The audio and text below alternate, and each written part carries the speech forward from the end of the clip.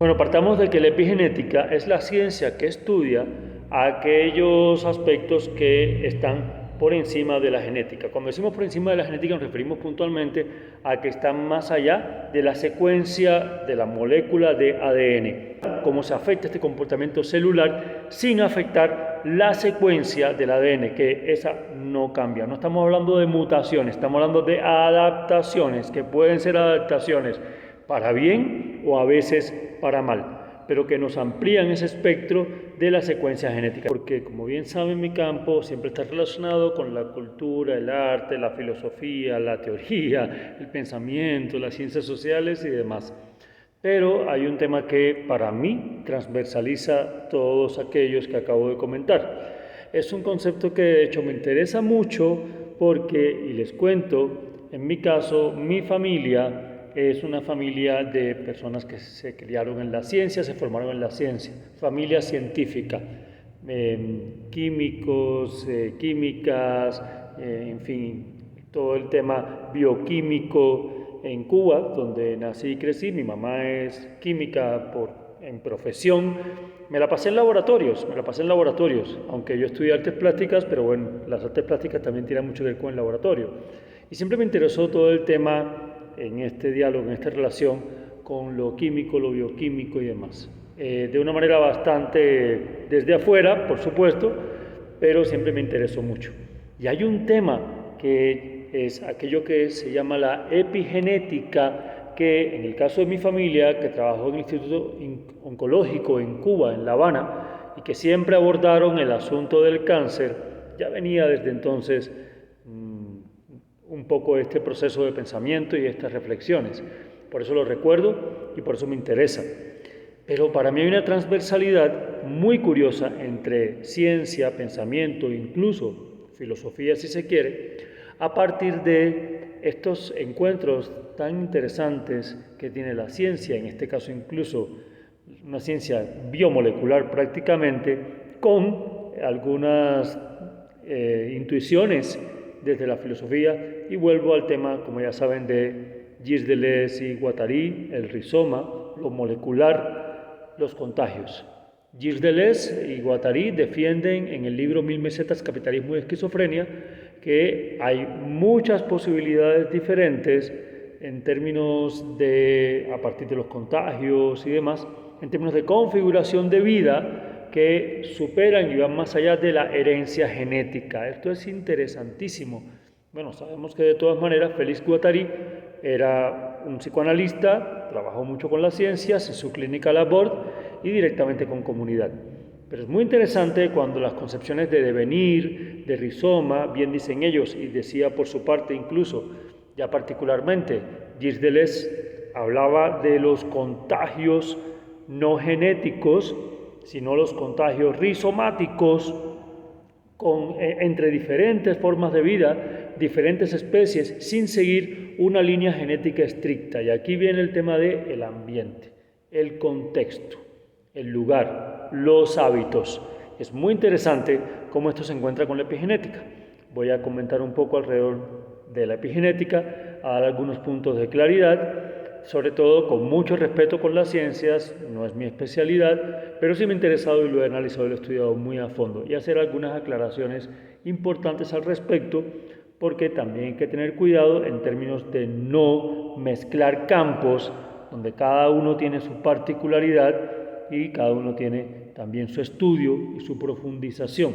Y desde las artes también es importante que aclaremos que la confabulación entre arte y ciencia es importante, pero al mismo tiempo cada una tiene su lugar. Vamos a entrar a aclarar un poco entonces estas relaciones con la epigenética y qué no sería la epigenética. Partamos primero de una aclaración que me gustaría hacer porque hay una tendencia en campos incluso que pueden estar un poco emparentados, no sé qué tan profundamente, a unos aspectos de filosofía o aparentemente filosóficos, de una cierta psicología tampoco tan estricta, pero sobre todo de un conocimiento más bien, digámoslo así, aparente o un conocimiento también muy apoyado por el mercado del conocimiento, que posiblemente ha creado ciertas confusiones y ha mezclado ciertas cosas. Bien, en ese sentido, quiero aclarar primero que nada que hay una relación que he visto en algunos autores, en algunas reflexiones, en algunos videos que uno encuentra en YouTube, entre lo que sería la herencia de un trauma familiar o la herencia de un trauma en términos casi como si se heredara el trauma, como si fuera una energía que se contagia, la constelación familiar y la epigenética. La primera aclaración es separar un poquito estos aspectos. Claro que aquí hay una influencia fuerte que ha habido alrededor de un autor, que es Mark Walling, que publica un libro denominado Este dolor no es mío, y con todo respeto al autor, me parece que es un libro que ha creado más bien muchas confusiones. Respeto mucho la concepción de constelación familiar, pero cuando se convierte en algo prácticamente de mercadotecnia, un poco también mezclado con ciertos elementos semejantes a la autosuperación, creo que empiezan a confundirse las cosas y Mark Walling, fundador y director del Instituto de Constelaciones Familiares y pionero en este estudio de los traumas familiares heredados, creo que ayuda a alimentar esa confusión. Y ha habido todo un fanatismo, creo, alrededor del asunto que me parece que hay que analizar con más cuidado, con más delicadeza y no pensar que la culpa de lo que yo recibo de alguna forma tiene que ver porque hay traumas familiares heredados y no es mi responsabilidad y es la culpa de quienes me antecedieron. O entonces esa relación con quienes me antecedieron me lleva al punto de decir, bueno, tengo que perdonar y reconciliarme, incluso con quienes maltrataron, en fin, porque si no hago eso, y eso me pone un nivel incluso de superioridad que me parece muy delicado, si no hago eso no voy a sanar. A mí me parece eso muy delicado, creo que cada quien tiene que tomar su responsabilidad, creo que hay que tener humildad también con respecto al pasado, con respecto al presente, y es un poco complicado pensar que venimos a salvar y entonces que si yo sano a quien no pudo sanarse en el pasado porque yo sí tengo la capacidad, ya digamos me libero de mis propias situaciones internas. En términos psicológicos es complicado. En términos incluso a lo que se refiere científicos, a lo que se refiere a epigenética, es mucho más complicado. Es muy importante aclarar que la epigenética no es una teoría, no es un asunto que se mezcle con elementos de la espiritualidad o de elementos energéticos, digámoslo así, extrasensoriales, metafísicos, o sea, más allá de lo físico. Estoy hablando de teología, estoy hablando de lo metafísico como algo más allá de lo físico. No es una información recibida ni es un karma. La epigenética es una ciencia. Una cosa es que se repitan hábitos de maltrato, hábitos de conflicto familiar, hábitos de machismo, hábitos de insensibilidad dentro de la familia y que lógicamente si a mi papá no le quisieron o no le dieron amor, pues mi papá no sabe cómo dar amor. Si a mi familia, estoy poniendo cualquier ejemplo en abstracto, por favor, si a alguien de mi familia le enseñaron que digamos la dureza o la hostilidad era lo necesario, entonces pues yo recibí hostilidad y es lo que sigo repitiendo. Pues esos son malos hábitos que se han repetido, pero no vamos a confundir esto con una noción de karma y mucho menos con la epigenética, porque si interpretamos que la epigenética implica lo que está por encima de la genética, entonces consideramos que es todo lo que está por encima de la genética y que entonces implica aquellos elementos de supuestos traumas, elementos que tienen que ver con casi que asuntos energéticos, medio espirituales, que tampoco son tan fundamentalmente espirituales y demás.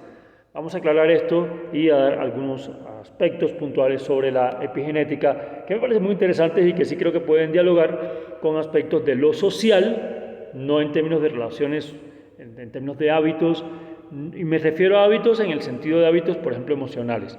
Lógicamente la epigenética pone un elemento muy importante que es el ambiente y los hábitos que implican directamente, sobre todo al cuerpo y lo físico, porque es un asunto de biología, es un asunto molecular, es un asunto, sí, por encima, pero de lo genético.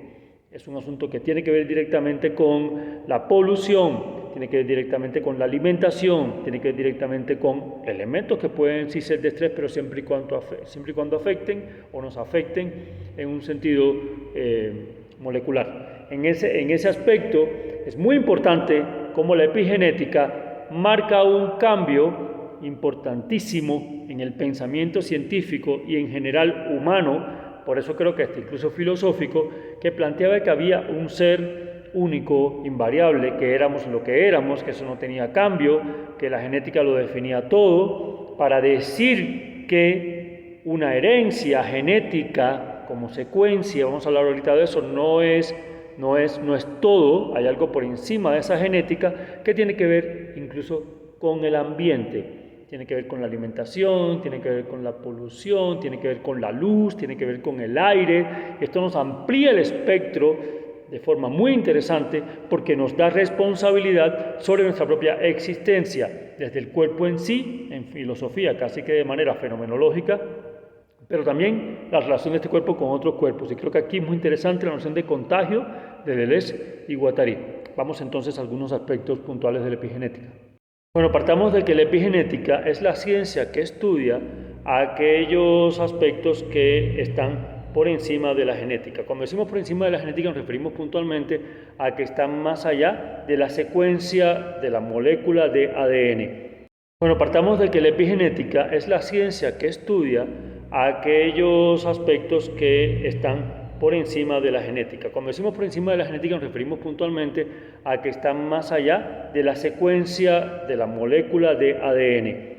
Cómo se afecta este comportamiento celular sin afectar la secuencia del ADN, que esa no cambia. No estamos hablando de mutaciones, estamos hablando de adaptaciones, que pueden ser adaptaciones para bien o a veces para mal, pero que nos amplían ese espectro de la secuencia genética. Tenemos que el ADN, que es ácido nucleico prácticamente, contiene las instrucciones genéticas que implican todo lo que es, bueno, nuestra morfología, funcionamiento y demás.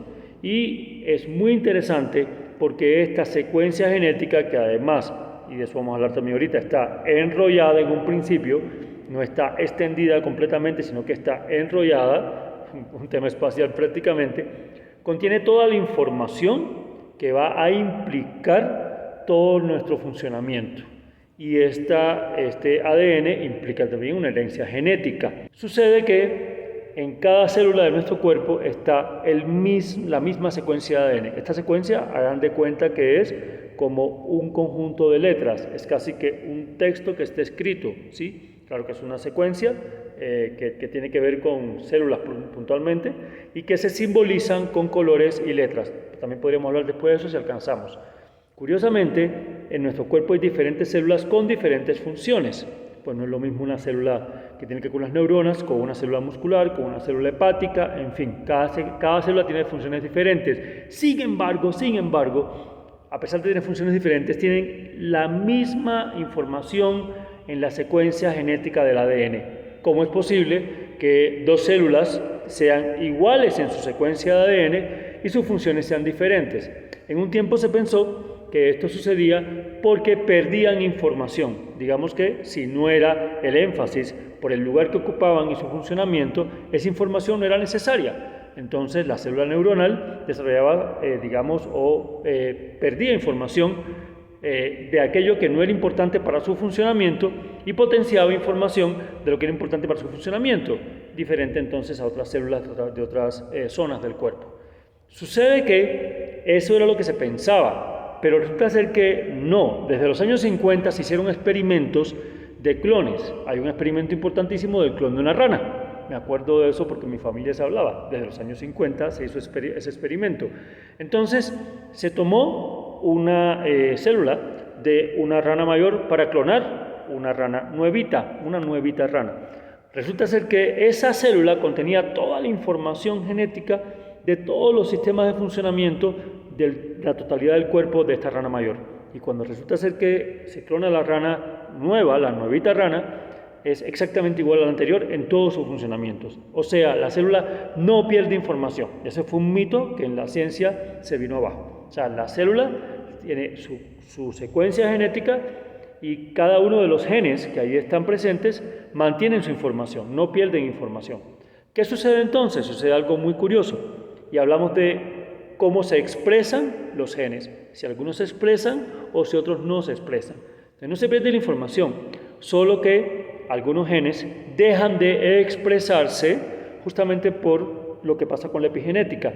Reciben marcas, hagamos de cuenta que tenemos acá la secuencia de genes, donde tenemos esas letras o esos códigos en secuencia, se simbolizan o se ilustran con colores y letras, pero que sin alterar esa secuencia hay unas marcas epigenéticas que se empiezan a ubicar por encima de esa secuencia,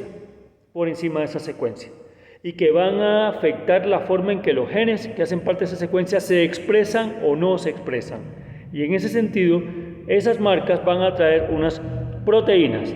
Esas proteínas van a hacer que esos genes estén cubiertos. Ahorita vamos a ver el término puntual. O sea, que no se expresen.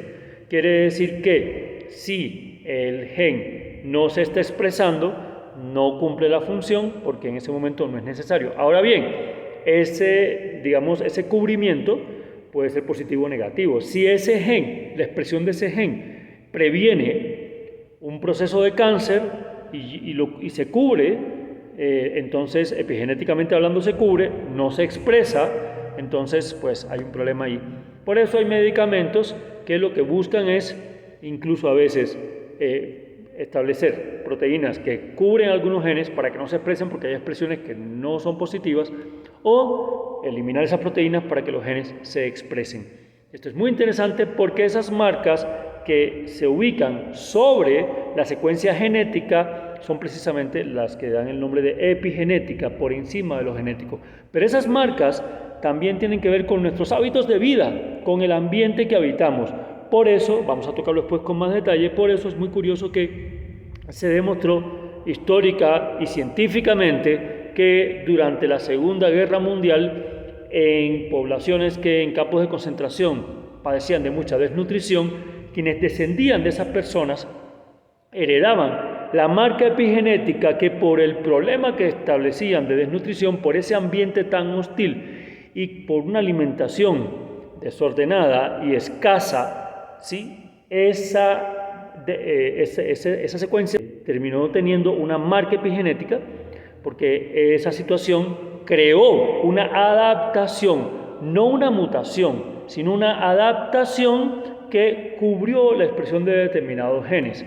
Lo curioso es que lo que más estaba garantizado que se heredaba era la secuencia genética en sí. Esa se heredaba, que tendría que haber una mutación para que, por ejemplo, el pigmento de un animal dejara de suceder. Entonces, en algunos experimentos habían ratones grises, en otros ratones que quedaban blancos, porque por una mutación resulta ser que no podían expresarse los genes que daban la pigmentación.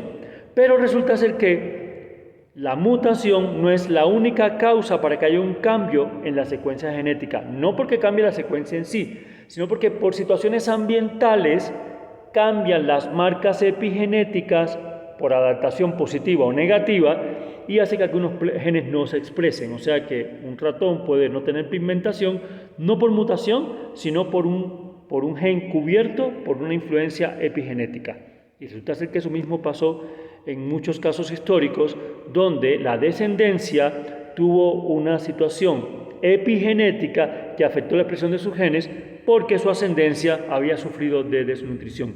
Pero esto no tiene nada que ver con traumas en el sentido de hábitos, a no ser, y esto es muy importante también que se comprobó, a no ser, por ejemplo, en situaciones relacionadas con la demencia, incluso por influencia de adicciones, de sustancias psicoactivas. Sucede que así no sea mutación, cuando un aspecto epigenético, una adaptación epigenética tiene un largo tiempo de permanencia, puede heredarse a las generaciones siguientes. Esto es muy fuerte, esto es muy extraño, esto amplía completamente y nos hace pensar en la responsabilidad que tenemos en términos de cuidado personal para cuidado de nuestras descendencias, ¿sí?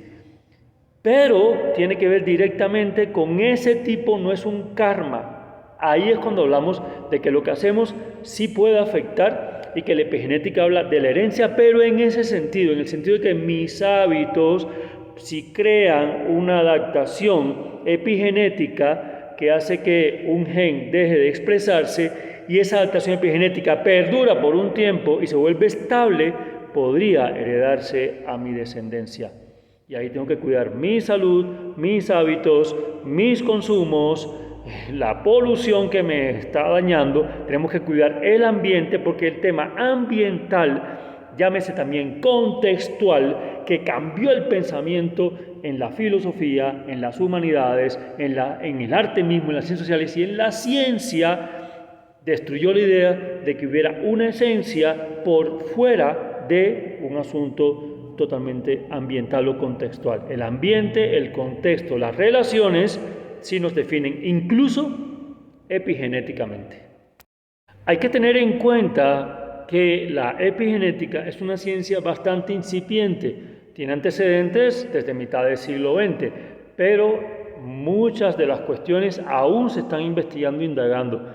En cuanto a los temas mentales, por ejemplo, la esquizofrenia aún es un enigma en la epigenética, que tanto crea, marcas epigenéticas que pueden ser heredadas o no. Eso es un problema que aún no está determinado. Cuando decimos de que puede heredarse una depresión, se hereda siempre y cuando esa depresión entre a un aspecto celular y por tanto afecte por metilación la expresión de los genes. Metilación es el fenómeno al que llamamos cuando se metila un gen, quiere decir que una proteína hace metilación, cubre un gen y este gen deja de expresarse. Si ese gen tiene unos aspectos celulares que pueden desembocar en elementos de depresión, entonces se estabiliza, podría heredarse y podría heredarse en términos generacionales. La posible relación entre demencia y epigenética tiene que estar atravesada por vitaminas, por células, por vasos sanguíneos, porque recuerden que esto es un problema fundamentalmente de bioquímica, este no es un problema de teoría abstracta, esto es un tema concreto, real del cuerpo y la bioquímica. Entonces, los vasos sanguíneos y todo este sistema, pues, lógicamente, tienen una conexión con las neuronas y hay algunos aspectos de la psiquiatría que empezaron a penetrar en esta concepción de las marcas genéticas moleculares químicas para tener en cuenta cómo aspectos desde la adicción hasta aspectos celulares podían afectar neuronalmente e incluso en manifestaciones de demencia.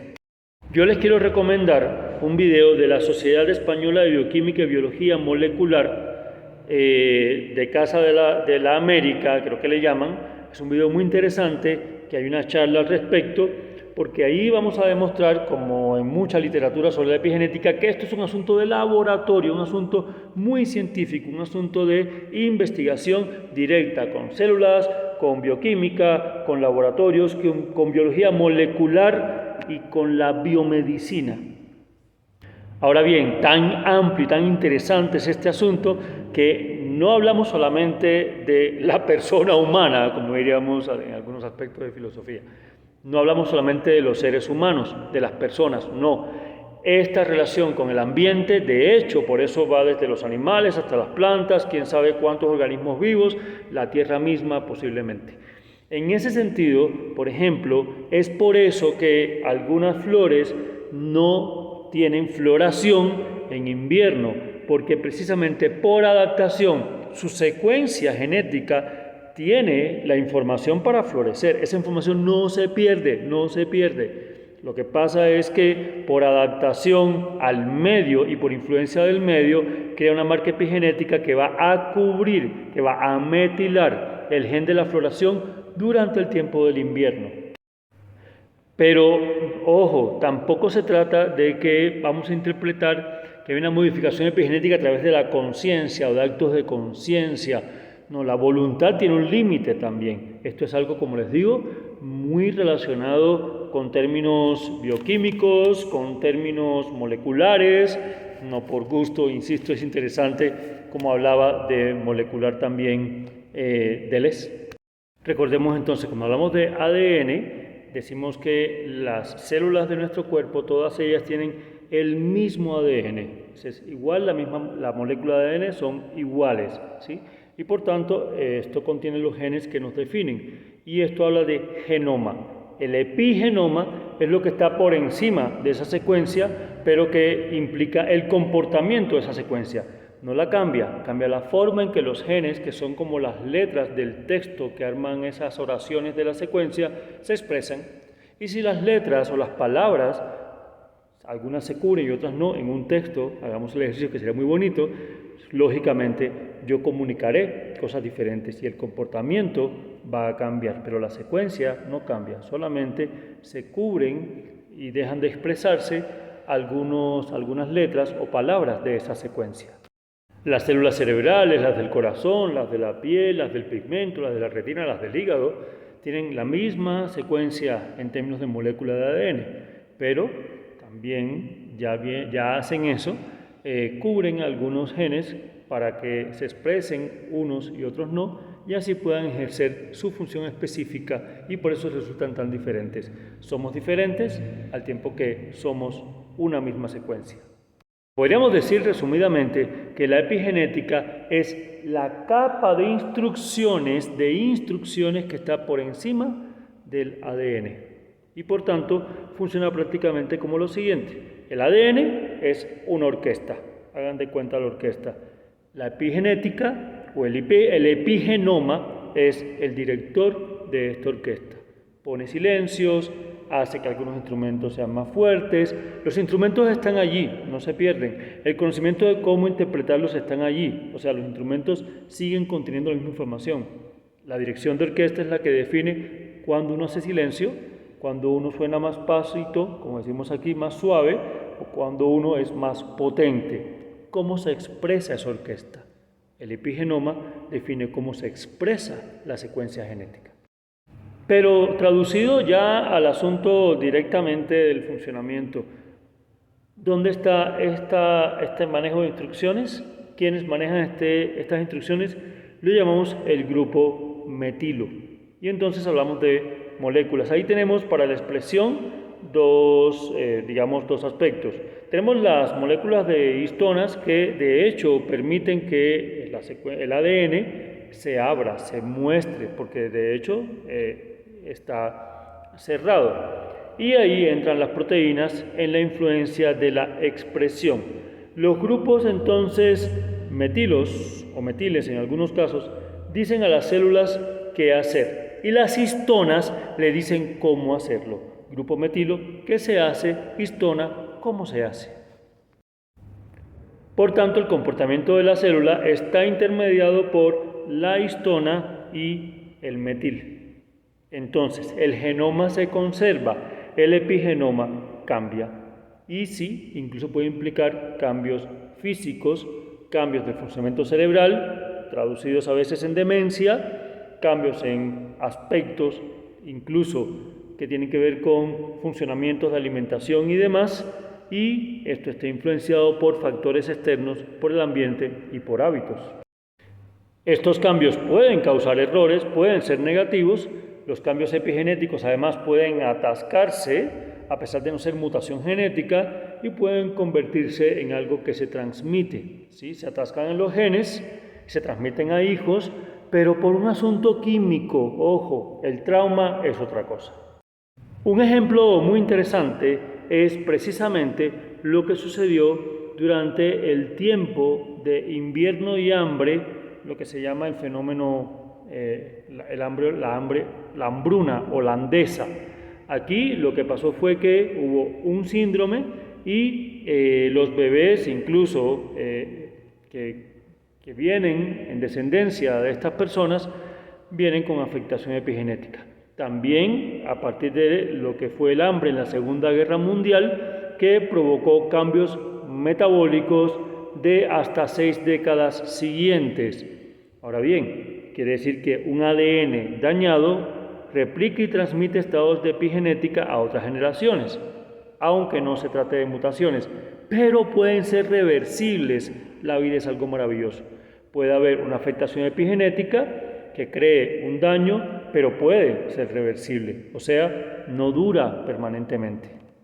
Ahí es donde tenemos una responsabilidad, porque si yo encuentro que tengo alguna afectación epigenética, no es ya una marca indeleble porque no está en la secuencia genética, sino por fuera de ella, y yo puedo hacerla reversible. Bueno, con tratamientos médicos podría ser, o con cambios de hábitos también. Quiere decir que en la epigenética los hábitos se transmiten no en un sentido ético o metafísico, sino en un sentido puramente bioquímico. Como ejemplo tenemos entonces que hay personas que se manifiestan más vulnerables a las adicciones, y esto está heredado por epigenética, pero no por moral. O sea que la concepción de un evento que provoca una afectación que puede ser transmitida a generaciones futuras en la epigenética no tiene que ver con un evento traumático al estilo freudiano, no. Por ejemplo, tenemos toda la afectación epigenética de haber sobrevivido el holocausto, y esto cambia el epigenoma, pero no por una cuestión de evento traumático al estilo freudiano, sino por un evento traumático en un sentido celular, que el epigenoma de una persona puede cambiar y puede estabilizarse y transmitirse a su descendencia. Fue así que se comprobó que descendientes de supervivientes al holocausto heredaron una respuesta específica, por ejemplo, al estrés, pero en un sentido, curiosamente, por consecuencia de una afectación celular. Tenemos también los casos de hijos de mujeres embarazadas que se embarazaron el 11 de septiembre o alrededor del 11 de septiembre. Y estos casos son muy interesantes, son muy fuertes, son muy curiosos, porque estos hijos se empiezan a manifestar niveles más bajos de cortisol, ¿sí? Y aquí podríamos hablar de lo que sería un trastorno postraumático en el sentido celular. Ojo, estos estudios realmente en términos de porcentaje son estudios muy pequeños, muy pequeños. Aún no tienen esa potencia para, en términos de ciencia dura, demostrarse o plantearse como estudios grandes y absolutos. O sea que aquí el problema que yo veo es que la relación entre campos, arte, ciencia, psicología, filosofía, Freud y la epigenética hay que hacerlo de forma muy cuidadosa y hacerlo respetando cada campo para no caer en grandes errores. Está bien la sensibilidad, pero tenemos que tener cuidado con interpretar otros campos desde una percepción de conocimiento diferente.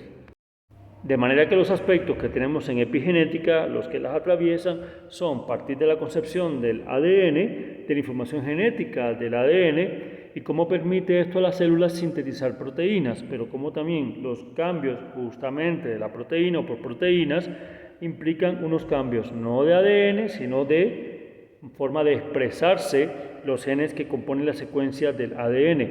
Las células se adaptan y por tanto los genes tienen que ver con la expresión. Los genes son una forma de expresión. Esta expresión se da por dos procesos, activación o desactivación, y eso es lo que estudia la epigenética. Como justamente el estudio de los cambios químicos en la secuencia de ADN que afecta la expresión de los genes, los cambios químicos. Un ejemplo muy importante que es bueno que ustedes revisen son los gemelos monocigóticos, ¿sí? Y esto es muy curioso porque incluso gemelos monicigóticos que tienen células exactas tienen asuntos epigenéticos y por tanto manifestaciones diferentes, porque viven en diferentes ambientes y con diferentes hábitos.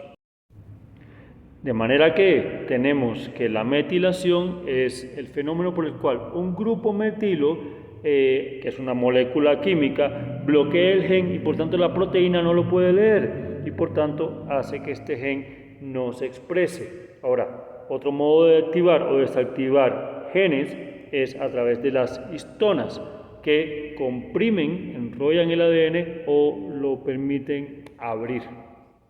La secuencia del ADN entonces está compuesta por 4 letras que se van repitiendo. Esa es la secuencia fundamental de esta textualidad, digamos, genética. 6 con B, C, R, A y así. Entonces, estas 4 letras están inscritas como, digamos, como textos, como palabras en esa secuencia. La modificación implica que un radical metilo es justamente la afectación epigenética que se ubica sobre esa secuencia, sobre esa textualidad. Al ubicarse un radical metilo, funciona casi como soporte para que encaje entonces la proteína. El encaje de proteínas requiere ese radical metilo y al encajar entonces estas proteínas pueden cubrir los genes. Espero que un poco esta disertación, solo de acercamiento, les haya gustado. Es un tema muy complejo porque es un tema muy profundamente de una ciencia en particular y que requiere el trabajo científico en particular, pero me parece muy interesante cómo puede abrirnos la perspectiva de vida, y ya cuando analicemos en un sentido técnico, acudir por favor a las personas especialistas en el campo. Pero bueno, me parece muy interesante esa correlación entre quiebres de, digamos, marcas definitivas, invariables, genéticas que se habían supuesto en una concepción puramente lineal, y que proponen estos quiebres autores como Deleuze, que hablan de que hay contagios posibles que cambian las formas de relación y las formas incluso de funcionamiento, y que aparezca esta idea de epigenética. Más allá de que sepamos o no de lo puramente científico, como personas, esto nos abre el campo a la responsabilidad humana, en términos del ambiente, en términos del entorno, en términos de los hábitos, en términos de la alimentación, en términos del cuerpo mismo, físicamente hablando, en términos del cuidado de este cuerpo, del conocimiento del cuerpo que somos, en términos también, lógicamente, de los estados mentales y la búsqueda de espacios cada vez con menos estrés, con menos agobio y con más salud real propia e interna. Este es el canal Efecto Mariposa, donde conectamos muchos elementos del pensamiento, y espero que esta disertación les haya gustado. Gracias.